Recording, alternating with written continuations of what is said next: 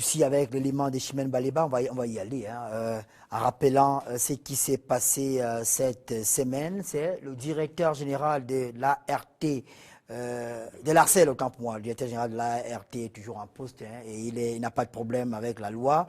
C'est le directeur général de l'ARCEL. On va d'abord, si vous le permettez, lire la lettre qu'il a envoyée à son ministre. Vous êtes d'accord avec moi? On peut la lire pour que tout le monde soit au courant de ce qui se passe. Et quand c'est mieux, non, monsieur Somba, vous êtes d'accord? Vous savez, c'est la démocratie sur le plateau. Au directeur général, à monsieur le ministre de l'eau et de l'énergie, objet fin de mandat du directeur général de l'ARCEL. Monsieur le ministre, en référence à la loi numéro 2017 du 12 juillet 2017 portant statut général des établissements publics et du décret numéro 2017-320 du 19 juillet 2019 précisant les modalités d'application de certaines dispositions des lois numéro 2017-010 et 2017-011 du 12 juillet 2017 portant statut général respectif des établissements publics, des entreprises publiques. J'ai l'honneur de vous informer que j'ai atteint l'échéance de mon mandat de 9 ans en qualité de directeur général de l'ARCEL le 23 juin dernier, conformément au décret numéro 2019-322 du 19 juillet 2019 fixant les catégories des établissements publics, la rémunération, les indemnités, les avantages de leurs dirigeants. J'ai entamé la liquidation de la période transitoire qui court jusqu'au 19 septembre 2019. Je vous serai gré de me faire connaître en retour la personne focale à laquelle, le cas échéant, je devrais remettre les documents de passation de services étant donné que les actuels présidents du conseil d'administration et directeur général adjoint de l'ARCEL sont dans le même cas d'atteinte des limites de mandat. Vous exprimant ma gratitude pour l'appui et la considération que vous m'avez eu, que vous n'avez eu de cesse de m'accorder durant mon mandat, d'une part, et vous remerciant de votre intelligence pour tous mes manquements pendant la même période, d'autre part, veuillez agréer, monsieur le ministre, l'expression de ma très haute considération, signé Jean-Pierre Kédi, directeur général de l'ARCEL.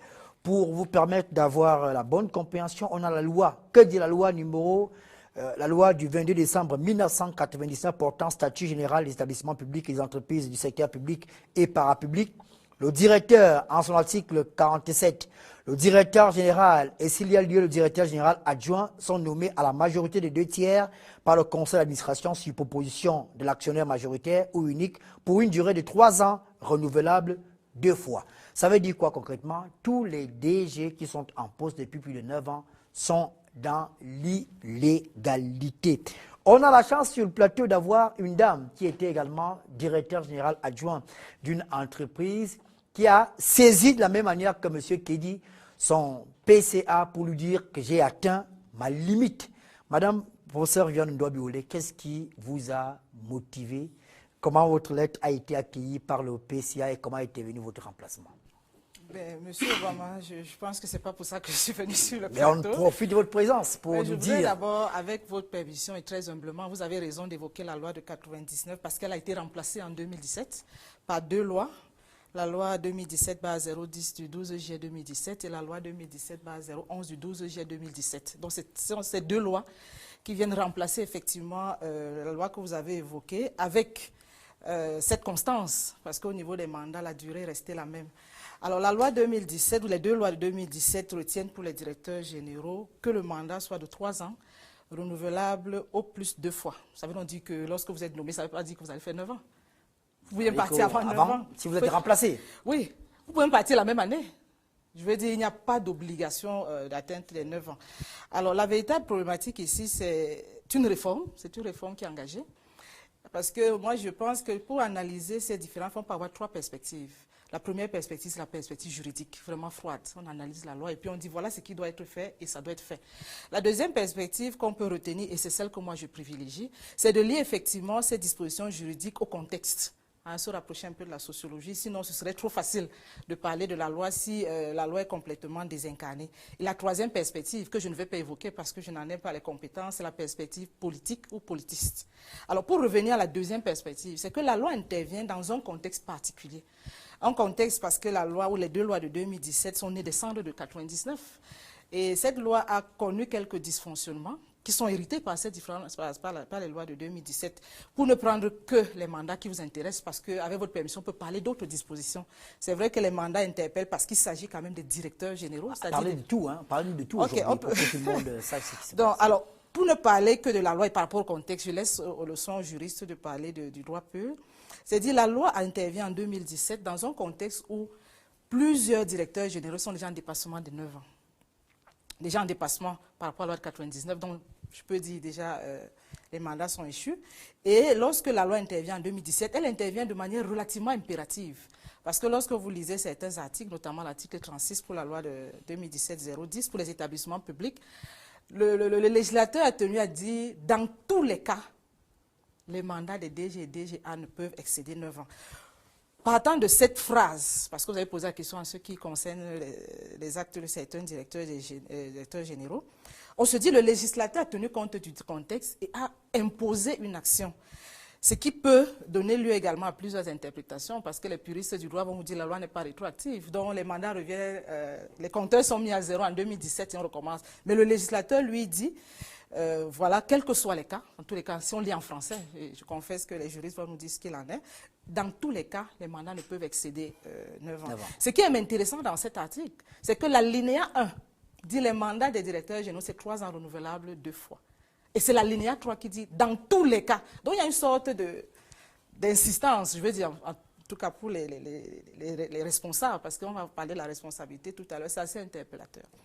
Et de ce point de vue, tous les directeurs généraux, lorsqu'ils lisent le texte, peuvent se dire quel est l'esprit du texte, quelle est la lettre du texte. Nous avons pu, dans le cadre d'un ouvrage que nous avons publié en 2018, heureusement M. Maconel, il est l'un des auteurs de cet ouvrage, l'opportunité de déchiffrer cette loi, et nous nous sommes intéressés à l'exposé de motifs, pour comprendre l'esprit de la loi, mais également nous avons rencontré certains députés du Parlement. L'idée était de nous dire finalement quel est le problème, et là moi je dis vraiment c'est la sociologie qui m'intéresse, quel est le problème que la loi veut venir résoudre dans ce contexte précis. Alors, premier problème qui est dit dans l'exposé de motifs, c'est que ces entreprises sont contre-performantes. Peut-être faudrait-il revoir le dispositif de contrôle. La longévité crée un peu d'hibernation. Disons globalement le dispositif de contrôle. Oui. Et les accents, ou bien l'accent a été mis déjà sur la longévité, parce que lorsque vous lisez l'exposé de motifs, et c'est le dernier point, l'exposé de motifs dit clairement que cette disposition doit permettre à ces entreprises de devenir performantes et de contribuer à la création de la richesse. Alors, première réaction se dit, le législateur a opté pour la discipline du dirigeant, peut-être tenant compte du contexte. Et quand on revient justement au contexte, on peut questionner la longévité parce qu'il y a une insistance qui a été faite sur la longévité. Mais il n'y a pas que la longévité, mais il y a également les dispositifs de contrôle. C'est pour ça que dans les lois de 2017 et les décrets d'application de 2019, on insiste sur le rôle du conseil d'administration et de la tutelle. Première conséquence, quand on voit les théories de gouvernance, c'est que dans les préoccupations de création de richesse, il y a 3 perspectives, disons 2 globalement, et qu'on peut diviser en 3. 2, la perspective disciplinaire et la perspective cognitive au niveau de l'innovation. Là, on a axé sur la discipline, on estime que c'est là qu'il faut contrôler, on peut dire ainsi. Est-ce que la loi concerne les PCA?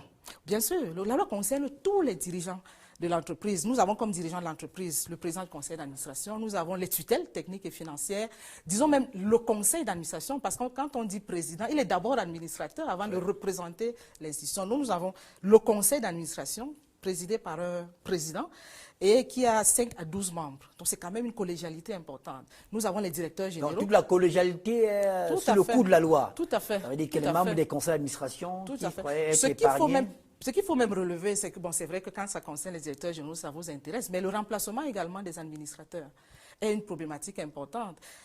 Dans les faits, on a des remplacements. Moi, je veux prendre quelques exemples. Dans le conseil d'administration de l'ISMP, nous avions, pardon de prononcer son nom, Madame Tsafa, qui a été désignée membre du conseil quand elle était directeur de la SOLT. Vous savez, lorsque vous perdez votre qualité, normalement, vous perdez également la qualité de membre du conseil. Donc, au conseil qui suivait, elle est passée conseiller technique. Elle n'est pas venue au conseil à temps. Et lorsqu'on l'interpelle, elle dit, elle attend l'autorisation, bien la désignation par son ministre, parce qu'elle a changé de statut. Donc, il y a également au niveau de la collégialité cette précaution, parce qu'il s'agit de tous les mandataires sociaux. Je ne veux pas prendre mon cas, parce que les gens parlent beaucoup de l'ISMP. Moi, lorsque j'arrive à l'ISMP en 2010, je suis membre du conseil d'administration de l'IMPM. De l'IMPM, oui.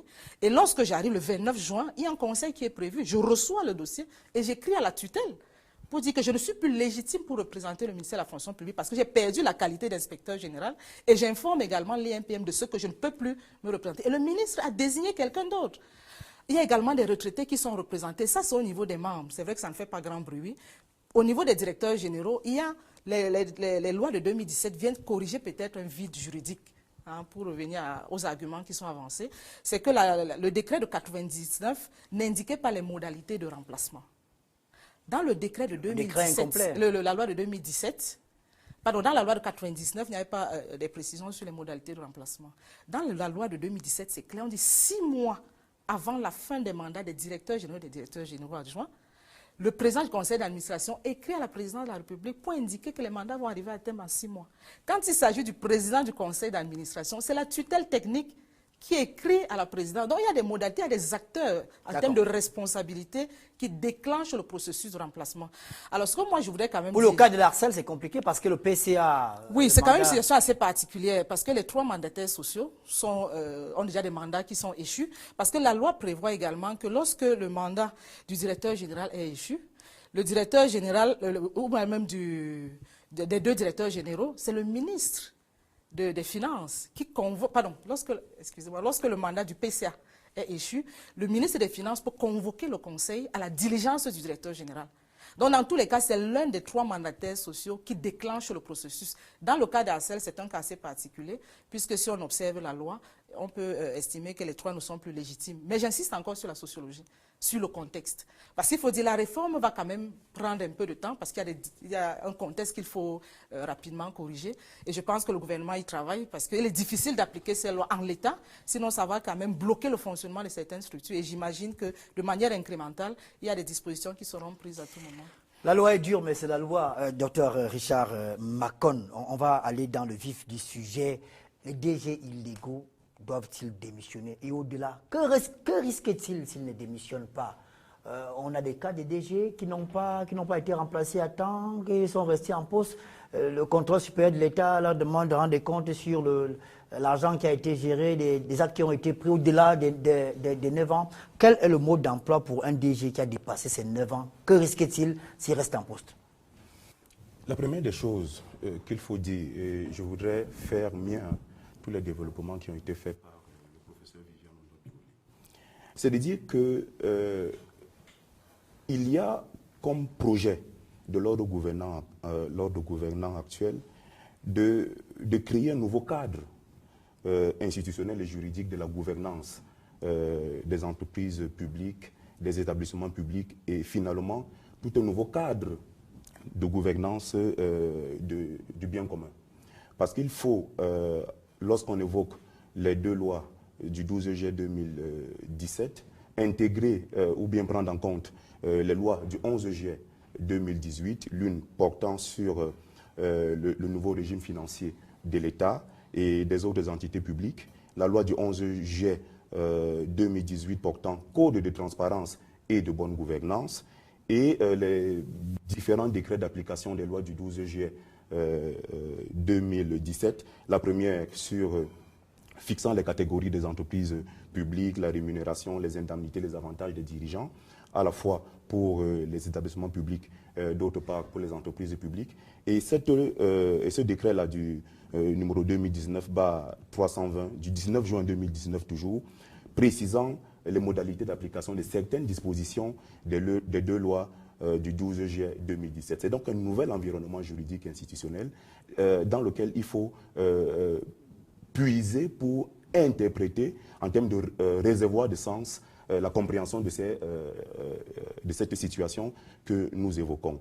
Le législateur, tout à l'heure, Madame le professeur insistait sur cette question, dans l'exposé de motifs des 2 lois du 12 juillet 2017 est revenu sur les notions de performance, de compétitivité, de contrôle, de rentabilité, qui sont des notions qui sont tout à fait nouvelles, qui n'étaient pas évoquées dans la loi du 22 décembre 1999 et qui tendent aujourd'hui à créer un nouvel environnement dans lequel doivent fonctionner ces entités. Il se pose donc la question des mandats. Vous savez, en analysant les lois, la loi de 1999, on était revenu longuement sur la question de la durée des mandats et sur la question des incompatibilités. C'est les deux éléments qui avaient été le plus discutés, que ce soit par la doctrine juridique, que ce soit même par les commentateurs de cette loi. On estimait que de nombreux ministres qui étaient en même temps PCA d'un, deux, trois, de plusieurs établissements, alors que la loi l'interdisait de façon claire, explicite.